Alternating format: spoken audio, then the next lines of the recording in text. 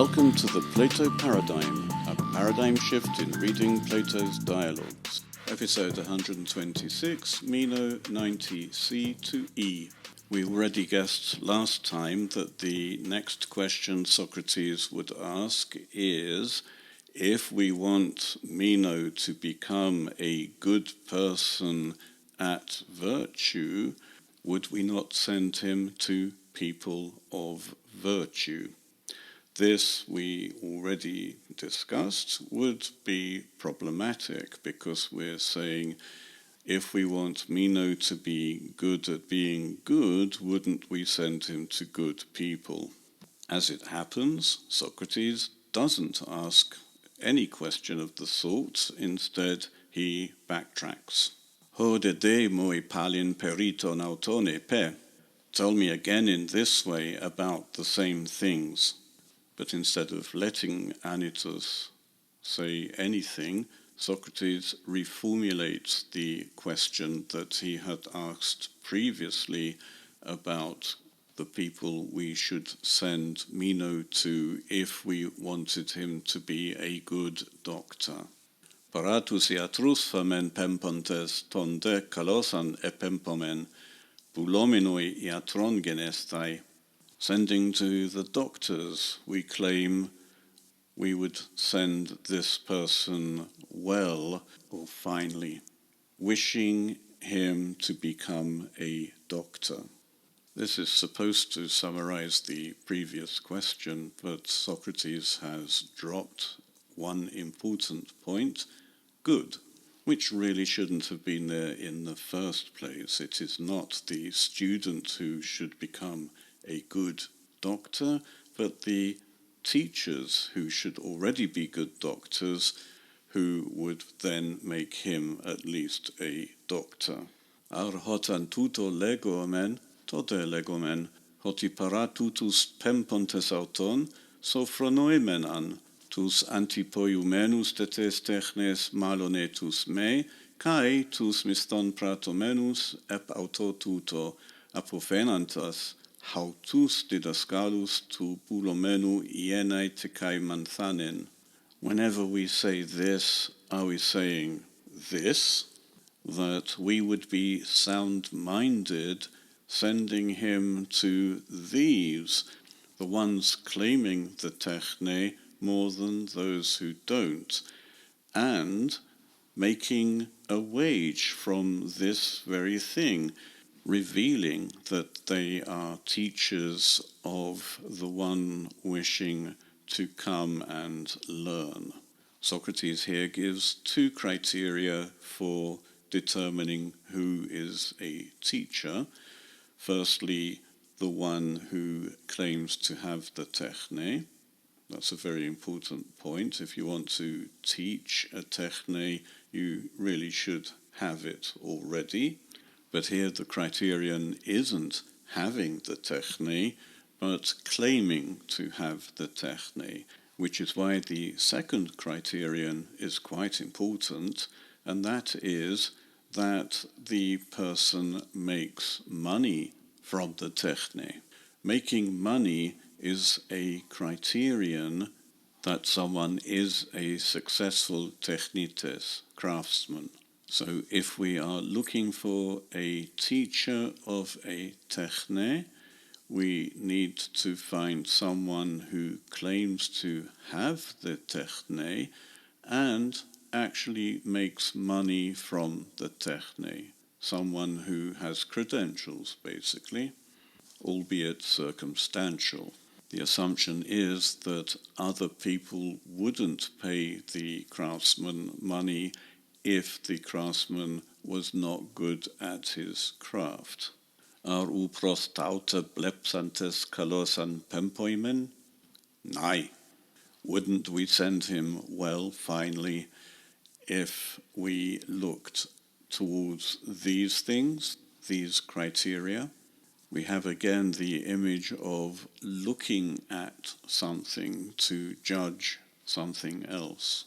This is why what we look at when we are deciding what something is normally the aspect of that thing. For example, the aspect of a chair is what allows us to decide that something is a chair, and the aspect is eidos or idea, both from the root which is cognate with the Latin video. Let us not forget Anytus's reply, yes. Since Anytus agrees, Socrates carries on with this line of reasoning. Uk un kai perioleseos kai ton alon tauta. So these same things also about flute playing and the others. We should note that aulesis is an activity, while before Socrates had been talking about the iatros, the agent of the activity. He never mentioned the medical art by name, which would have been iatrike techne, and he doesn't refer to the flute playing techne, auletike. But in both cases he does mention techne itself. Polle annoia est in bulomenus auleten tina poiesai paramentus hupischnumenus didaxen ten technen kai misthon pratomenus me ethelen pempen aloistetis in pragmata parechen zeitunta manthanen paratuton hoimete prospoiuntai didaskaloi enai met estin auton mathetes medes tututu mathematos ho hemes axiumen manthanen parauton hon an pempomen. It is great senselessness for people wishing to make someone a flute player not to wish to send him to those who promise to teach the techne and who make a wage, but to cause problems to some others. And then we have a participle describing the person sent, searching or looking to learn from those who neither claim to be teachers, nor is there of them any student of this subject which we reckon the one we sent should learn from them. This is a very long and convoluted sentence, but the idea is quite intelligible. We should send the person we want to make into a flute player to those who promise to teach this techne, and we see that they make money from it. Now, that's not so clear.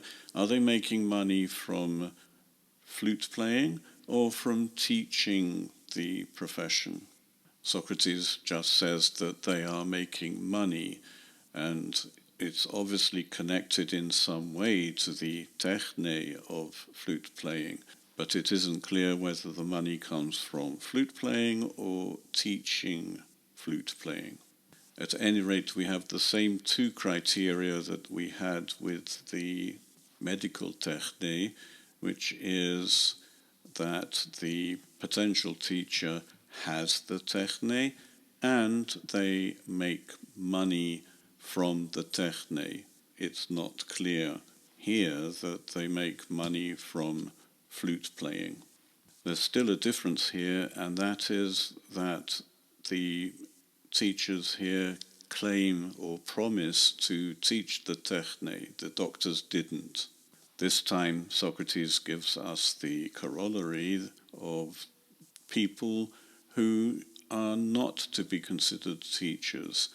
These are people who don't pretend to be teachers, they don't claim to be teachers, and they are the opposite of those who promise to teach the techne.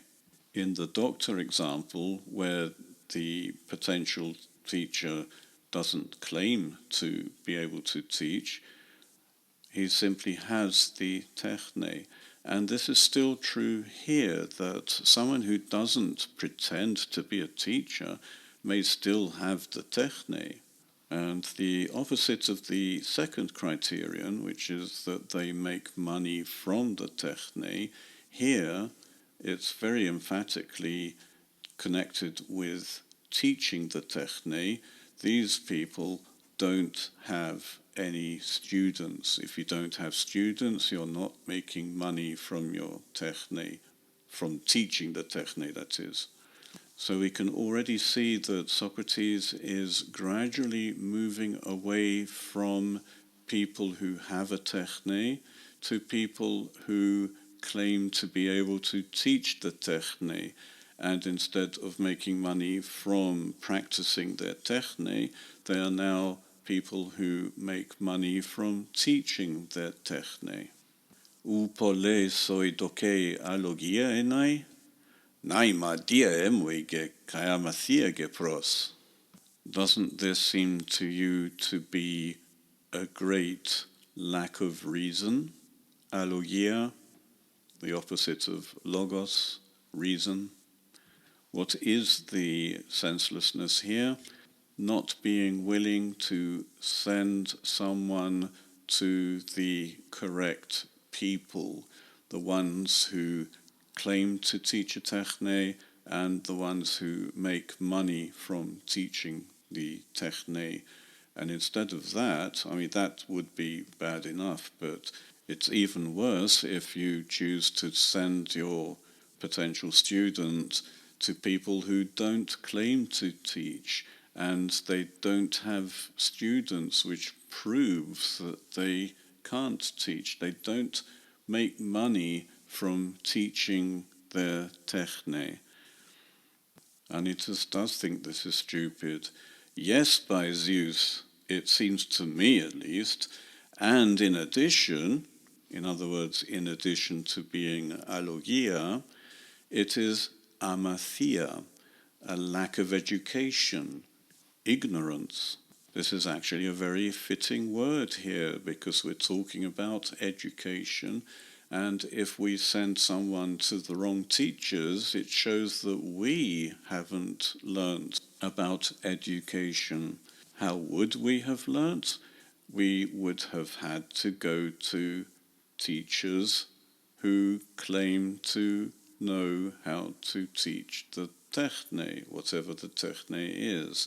And that is how we would know that we should send other people to these very same teachers. As Socrates now says, kalos leges, you say well or finely, beautifully. When Socrates says kalos, finely, rather than eo, well, then we should think a little bit. One obvious problem is that Socrates doesn't claim to teach, and he has no students. He is not paid for teaching. Does that mean he isn't a teacher?